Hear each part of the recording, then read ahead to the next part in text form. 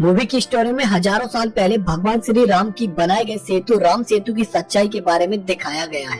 तो क्या है राम सेतु के पीछे का रहस्य, जानने के लिए वीडियो को लास्ट तक जरूर देखें। साथ ही चैनल को सब्सक्राइब करके वीडियो को लाइक भी कर दें। तो चलिए बिना किसी देरी के मूवी शुरू करते हैं। मूवी की स्टार्टिंग में हमें 2007 अफगानिस्तान का टाइम दिखाया जाता है, जहां पर तालिबान भगवान बुद्धा की मॉन्यूमेंट को अपनी तोपों से डिस्ट्रॉय कर देते हैं। इसीलिए कुछ दिन बाद एक आर्कियोलॉजिस्ट की टीम को बुलाकर वहां पर जो कुछ भी हिस्टोरिकल धरोहर बची होती है उसे एनालाइज करने की कोशिश की जा रही होती है, ताकि उन अवशेषों को ध्यान में रखकर फिर से भगवान बुद्धा के अस्तित्व को पुनर्स्थापित किया जा सके। उस टीम में अफगानिस्तान का एक रिसर्चर दिलावर और इंडिया से एक आर्कियोलॉजिस्ट आर्यन कुलश्रेष्ठ को बुलाया जाता है। वहाँ पर खुदाई करने के बाद आर्यन को एक बॉक्स मिलता है जिसमें कई साल पुराने सोने चांदी के सिक्के और बहुत सारे आभूषण होते हैं। वो सारी चीजें इंडिया के हिंदू राजा दलहन के टाइम की थी। वो उनके लिए काफी ओल्ड और इम्पोर्टेंट खोज थी, पर तभी वहाँ पर तालिबान आकर हमला कर देते हैं और सारे लोग वहाँ से अपनी जान बचाकर भागने की कोशिश करते हैं।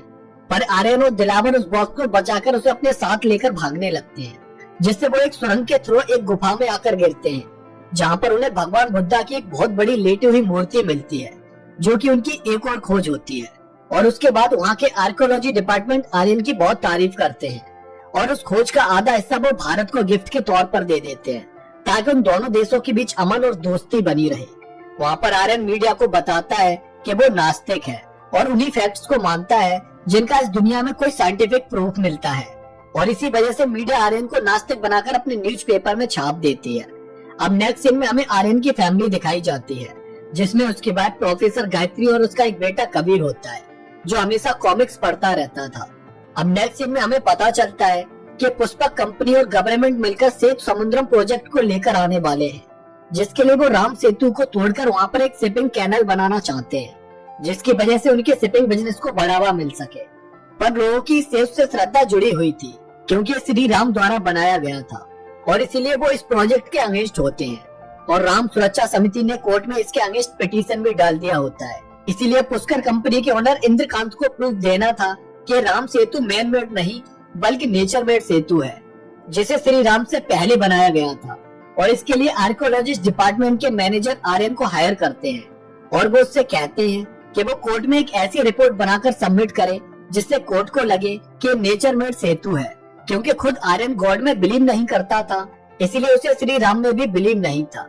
और उसे भी लगता था कि सेतु श्री राम के टाइम से बहुत पहले का है, और इसीलिए वो अपनी एक रिपोर्ट रेडी कर लेता है, जिसकी वजह से उसकी वाइफ गायत्री उसे इस रिपोर्ट को कोर्ट में सबमिट करने से रोकती है, क्योंकि इससे श्री राम के अस्तित्व पर भी कई सारे सवाल खड़े हो जाते और लोगों की आस्था को भी ठेस पहुंचते, क्योंकि राम सेतु श्री राम के अस्तित्व और उनकी पहचान का एक सिंबल था। पर आर्यन उसकी कोई भी बात नहीं सुनता है और अपनी रिपोर्ट को कोर्ट में सबमिट कर देता है।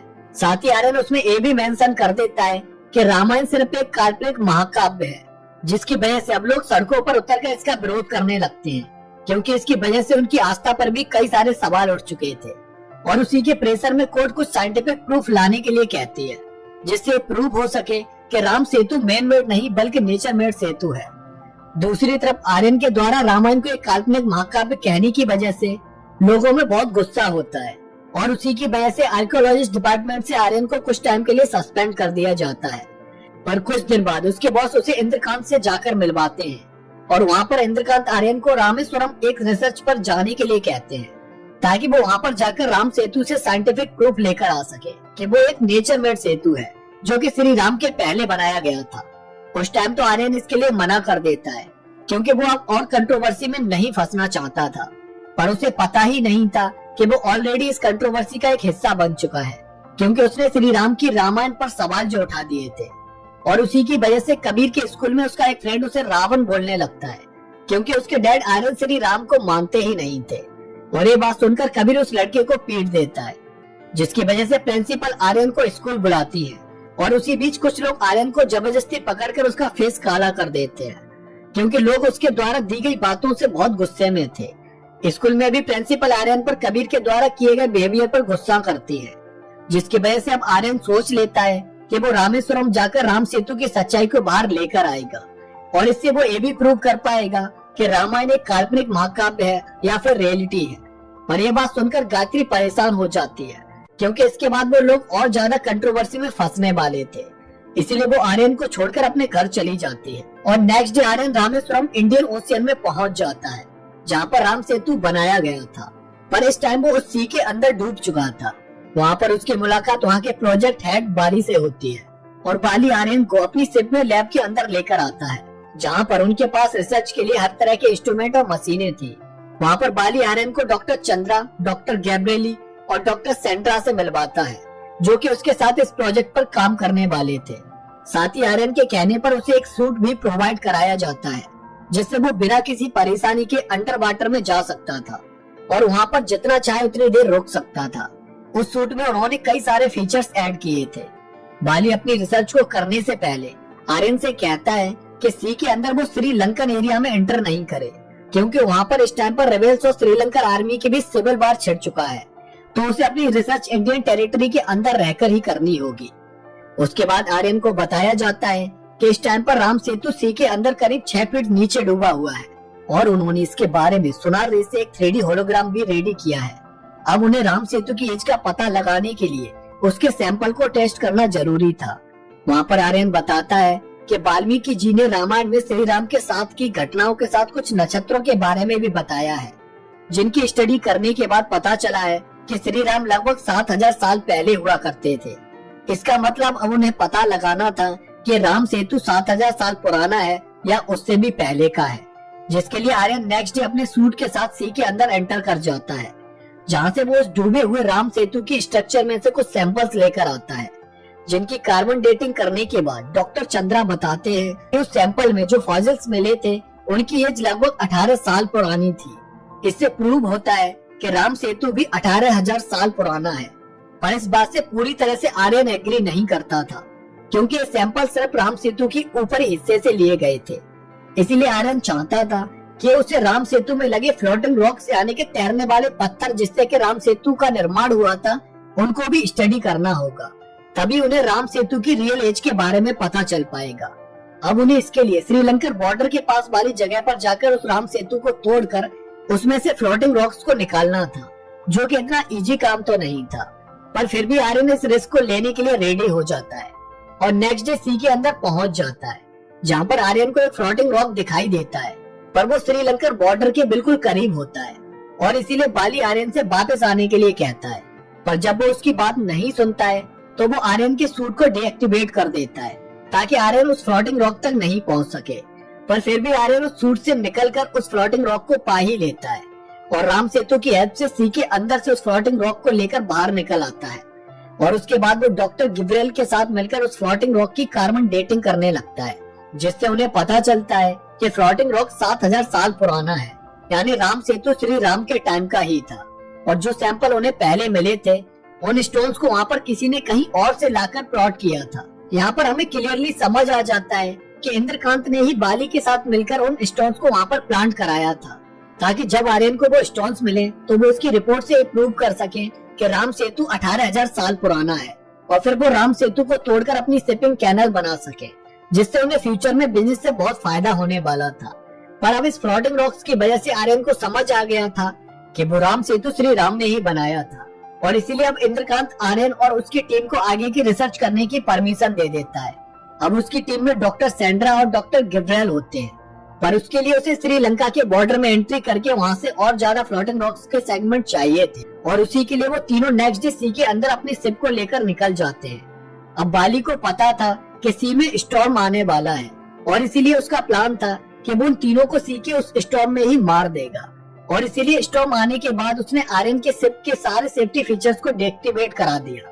इस बारे में डॉक्टर गिब्रियल को उस पर पहले से ही शक हो गया था, इसीलिए वो उस फ्लोटिंग रॉक्स को अपने बैग में छुपा कर ले आई थी, क्योंकि राम सेतु श्री राम के टाइम का था और इसका प्रूफ उनके पास सिर्फ वो फ्लोटिंग रॉक ही था। अब सी के अंदर स्टॉर्म आने से वो लोग सी में डूबने लगते हैं। तभी वहाँ पर एक श्रीलंका टूरिस्ट गाइड एपी उन्हें मिलता है, जो उनकी जान बचाकर उन्हें श्रीलंका में ले आता है और वहाँ पर आर्यन अपनी खोज के बारे में एपी को बताता है। अब तक उन्हें ये भी पता चल चुका था कि इंद्रकांत और बाली ने जानबूझकर उन्हें मारने की कोशिश की थी, ताकि वो राम सेतु की रियल सच्चाई को कोर्ट के सामने नहीं ला सके। और अब आर्यन को इस फ्लोटिंग रॉक्स के अलावा भी कुछ और एविडेंस की जरूरत थी, जिससे उन्हें श्री राम और उनके राम सेतु के साक्ष्य मिल सके और इसमें एपी उनकी हेल्प करने के लिए रेडी हो जाता है। वो कहता है कि वो उन्हें सी के बीचों बीच ले जाकर इससे बड़ा रॉक उन्हें दिला सकता है, पर उसके लिए वो अपनी डायरी में इन सब का एक्सपेंसेस लिखता रहेगा। जर्नी खत्म होने के बाद उन्हें इसका सेटलमेंट करना होगा। और नेक्स्ट डे जैसे ही वो लोग सी के बीचों बीच पहुंचते हैं, वहाँ पर बाली अपने लोगों के साथ आकर उन्हें मारने की कोशिश करने लगता है, जिसकी वजह से वो लोग जंगल की तरफ भागने लगते हैं और बाली भी उन लोगों के पीछे जाकर उन पर गोलियां चलाने लगता है। वहाँ भागते हुए डॉक्टर गिब्रियल का बैग वहीं जंगल में गिर जाता है, जिसमें कि फ्लोटिंग रॉक रखा हुआ था, और उसे लेने के लिए एपी जाता है। और तभी वहाँ पर श्रीलंकन आर्मी का एक हेलीकॉप्टर आकर उन्हें बचा लेता है। पर जैसे ही वो लोग वहाँ से निकल रहे होते हैं, तभी बाली डॉक्टर गिब्रियल को बुलेट मार देता है, जिससे उस हेलीकॉप्टर के नीचे गिरने से उसकी मौत हो जाती है। और इससे आर्यन अब बहुत दुखी हो जाता है। अब वो लोग जाफरान आर्मी बेस कैंप में पहुंच जाते हैं और उधर इंद्रकांत बाली को आर्यन और उसकी टीम को मारने के लिए जाफरान भेजता है। साथ ही वो डॉक्टर चंद की रिपोर्ट को कोर्ट में पेश कर देता है, जिससे प्रूफ हुआ था कि राम सेतु में मिले सब्सटेंस की एज 18,000 साल पुरानी है, जिसकी वजह से कोर्ट ने विपक्षी दल को 3 दिन का टाइम दिया यह प्रूव करने के लिए कि राम सेतु श्री राम के टाइम का है। और अगर वो ऐसा प्रूव नहीं कर पाए तो फिर राम सेतु को तोड़ने के ऑर्डर्स गवर्नमेंट को मिल जाएंगे। और तभी गायत्री के पास आर्यन की कॉल आ जाती है, जहां गायत्री आर्यन को बता देती है कि अगर 3 दिन में कोर्ट में ये प्रूव नहीं हुआ कि राम सेतु 7,000 साल पुराना है तो गवर्नमेंट उस सेतु को तोड़वा देगी। अब ये सुनकर आर्यन की प्रॉब्लम बढ़ जाती है, क्योंकि उसके पास बहुत कम टाइम बचा था श्री राम और राम सेतु से रिलेटेड प्रूफ्स को कलेक्ट करके कोर्ट में सबमिट करने के लिए। तभी आर्यन वहाँ पर रावण की पूजा होते हुए देखता है और उसे आइडिया आता है कि अगर वो रावण के अस्तित्व के प्रमाण कलेक्ट कर पाया तो वो ये भी प्रूव कर पाएगा कि श्री राम भी थे, क्योंकि वो दोनों ही समकालीन थे। और श्रीलंका में उसे श्री राम के साक्ष्य तो नहीं मिलने वाले थे, पर रावण के साक्ष्य मिलना पॉसिबल थे, स्पेशली रावण की सोने की लंका से रिलेटेड साक्ष्य। और जब इस बारे में आर्यन एपी को बताता है तो वो उसे बताता है कि यहाँ पर एक पब्लिक लाइब्रेरी है, जहाँ से उन्हें रावण की लंका के बारे में इंफॉर्मेशन मिल सकती है। और इसलिए वो लोग उस लाइब्रेरी में जाकर सर्च करने लगते हैं, पर उन्हें वहाँ पर कोई भी इंफॉर्मेशन नहीं मिल पाती है। तभी एपी वहाँ के रिसेप्शनिस्ट से एक पर्सन का एड्रेस ले लेता है, जिसके पास एक बहुत पुरानी धरोहर थी, जिसमें ताम्रपत्र पर रावण की लंका के बारे में जिक्र था। और इसलिए वो लोग उस पर्सन के पास पहुँच जाते हैं और उन्हें वहाँ पर जो ताम्रपत्र मिलता है उस पर एक मैप बना हुआ होता है, जो कि रावण की लंका की तरफ इशारा करता था। आर्यन उस मैप के फोटो को अपने कैमरे में क्लिक कर लेता है, जिसमें रावण के पैलेस को एक ट्रायंगुलर शेप में दिखाया गया था, जिसका रास्ता अशोक वाटिका से एक टनल से होता हुआ रावण के पैलेस तक पहुंचता था। और एपी को अशोक वाटिका का रास्ता पता था, इसलिए वो आर्यन और डॉक्टर सेंड्रा को लेकर अशोक वाटिका पहुंच जाता है, जहां पर आर्यन उस मैप को डिकोड करने की कोशिश करता है। तो उसे पता चलता है कि उन्हें उस टनल तक पहुंचने के लिए रावना फॉल्स के पास जाना होगा, जो अशोक वाटिका से लगभग 20 किलोमीटर दूर था। दूसरी तरफ बाली अपने लोगों के साथ आर्यन के बारे में पता करते हुए उस मैप वाले पर्सन के पास तक पहुंच जाता है और उसे मारकर पता लगा लेता है कि आर्यन इस टाइम पर अशोक वाटिका की तरफ किसी टनल की खोज में गया है। और इसीलिए इंद्रकांत बाली से कहता है कि किसी ऐसे पर्सन को ढूंढो जो आर्यन की तरह सोच सके और उसे वो मैप दिखाओ, जिससे उन्हें पता चल सके कि आर्यन इस टाइम पर कहाँ पर है। उधर आर्यन उस टनल को पानी के अंदर ढूंढ लेता है और फिर वो उसके थ्रू एक गुफा में पहुंच जाता है, जहाँ पर उसे वहाँ की दीवारों में एक स्क्रिप्ट इनक्रिप्टेड मिलती है, जो वहाँ की बहुत प्राचीन लिपि हैला में लिखी हुई थी।